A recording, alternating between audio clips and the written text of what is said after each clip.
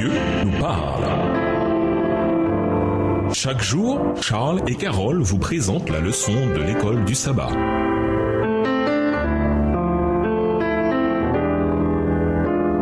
Bienvenue dans votre émission Dieu nous parle. Nous voilà à la leçon de lundi. Un pacte concernant la terre. Genèse 35, verset 12. La promesse selon laquelle une terre serait donnée au peuple d'Israël fut d'abord faite à Abraham, puis répétée à Isaac et à Jacob. Sous son lit de mort, Joseph la répéta également. Genèse 50, verset 24. Dieu avait cependant informé Abraham que 400 ans s'écouleraient avant que sa descendance ne prenne possession de cette terre. Genèse 15, verset 13 à 16. La promesse commença à s'accomplir du temps de Moïse et de Josué. Moïse répéta le commandement divin. Regarde, j'ai mis le pays devant vous, entrez-y et prenez-en possession. Et prenez possession du pays. Deutéronome 1, verset 8. Lisons le texte de Deutéronome 28, les versets 1 et 15. Qu'est-ce que ces mots impliquent? En bref, la terre devait être donnée au peuple dans le cadre de l'alliance. Une alliance implique des obligations. Quelles étaient les obligations du peuple d'Israël? Deutéronome 28, versets 1 et 15. Si tu obéis à la voix de l'Éternel, ton Dieu, en observant et en mettant en pratique tous ces commandements que je te prescris aujourd'hui,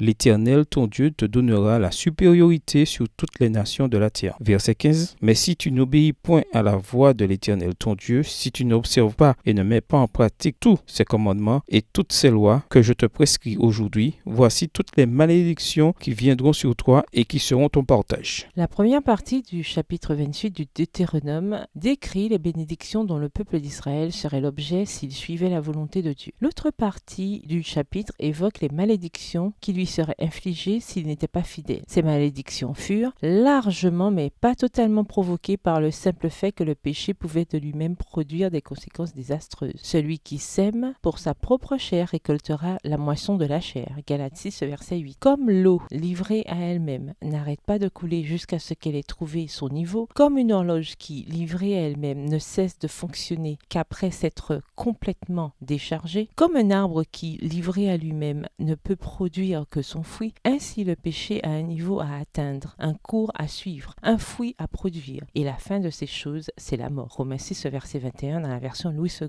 Texte tiré du livre The Pulpit Commentary, Deuteronomy, au volume 3 à la page 439, écrit par H.D.M. Spence et Joseph S. Excel. Ces promesses n'étaient pas inconditionnelles. Elles faisaient partie d'une alliance. Le peuple d'Israël devait remplir sa part du marché. Sinon, les promesses pouvaient être caduques. Le Seigneur avait clairement indiqué à plusieurs reprises que si le peuple désobéissait, la terre lui serait enlevée. Lisons le texte de Lévitique 26, versets 27 à 33. Le Seigneur n'aurait pas pu être plus explicite. Lévitique 26 et versets 27 à 33. Si malgré cela vous ne m'écoutez point et si vous me résistez, je vous résisterai aussi avec fureur et je vous châtierai 7 fois plus pour vos péchés. Vous mangerez la chair de vos enfants et vous mangerez la chair de vos filles. Je détruirai vos hauts lieux, j'abattrai vos statues consacrées au soleil. Je mettrai vos cadavres sur les cadavres de vos idoles et mon âme vous aura en horreur. Je réduirai vos villes en désert, je ravagerai vos sanctuaires et je ne respirerai plus l'odeur agréable de vos parfums. Je dévasterai le pays et vos ennemis qui l'habiteront en seront satisfaits. Je vous disperserai parmi les nations et je tirerai l'épée après vous. Votre pays sera dévasté et vos villes seront désertes. En tant que chrétiens, nous sommes impatients de pouvoir retrouver la nouvelle terre. Cela nous a été annoncé, tout comme la terre promise terrestre avait été promise aux Hébreux. La différence cependant est que lorsque nous y serons, nous ne pourrons plus jamais la perdre. Daniel 7, verset 18. Ceci étant dit, il y a des conditions pour voir cette promesse s'accomplir. Comment comprenez-vous ces conditions, surtout dans le contexte du salut par la foi seule? Au revoir. Et à demain si Dieu veut.